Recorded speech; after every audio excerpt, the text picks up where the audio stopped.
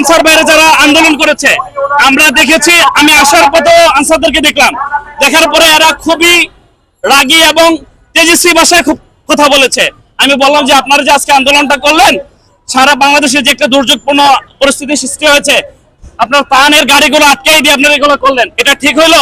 এরা বলতেছে আপনি আসেন, আপনার সাথে কথা বলি। আমি কি কথা বলবেন? তো আমাদের যুক্তি দাবি দাও, আমি কি এটাকে যুক্তিক? যেখানে দেশের বিপর্যস্ত অবস্থা, মানবিক দিক থেকে চিন্তা করলেও তো এখানে চুপ থাকার দরকার।